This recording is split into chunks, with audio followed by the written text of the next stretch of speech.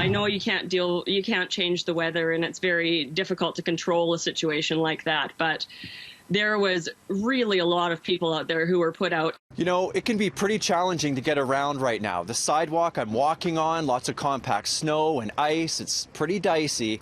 And although it will take me a little bit longer to get to my destination, it's nothing compared to what thousands of BC Ferries customers experienced on the weekend. We'd been waiting 5 hours. Annoyingly, we had to wait kind of in that first lobby, not even upstairs. The crowd was forming. Then we got let in around 6 o'clock, and then maybe 6:30, I think it was, maybe 6:25. The room started buzzing because someone saw a tweet from BC Ferries saying that the 7 and 9 were cancelled. Sunday was a nightmare for Cassie Martin and her cousin, Honey Lynn. After learning BC Ferries had cancelled sailings up to 7 p.m. out of Tawasin for Swartz Bay, they booked a one-way ticket as walk-ons on the 7 o'clock sailing to Duke Point. But then with about 30 minutes before departure time, they learned it wasn't going to happen.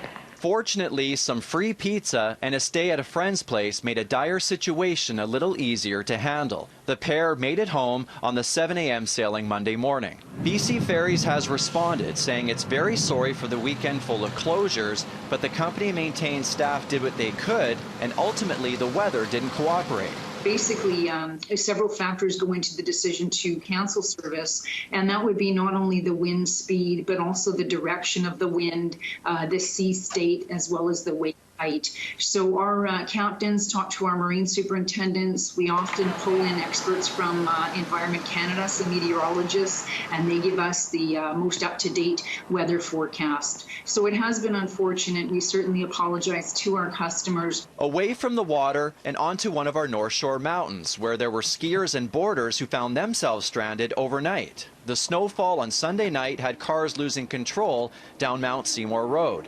Crews shut down the route with roughly 100 people stuck in their cars, while others took shelter at the base of the mountain. Now, staff worked overtime and opened up the cafeteria to help those with nowhere to go. Despite that, many feel things could have been done differently to get everyone off the mountain quicker. I think it would have been lovely for them to be able to communicate with us as to what was going on. They weren't getting information themselves, and I just don't think there was any information from the road crews coming back up the mountain other than they were dealing with the situation. But otherwise, I think that they did a fantastic job of keeping everybody safe and well tended to.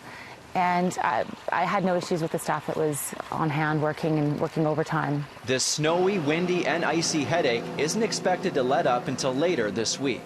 In Vancouver, Greg Harper, City News. Mount Seymour Resort issued a statement this afternoon saying last night's closure stemmed from a traffic incident that took place on Mount Seymour Road. Congestion built up behind the accident, and we stopped further traffic heading downhill for safety reasons. Once the road was cleared and safe for all travel, all guests were able to leave.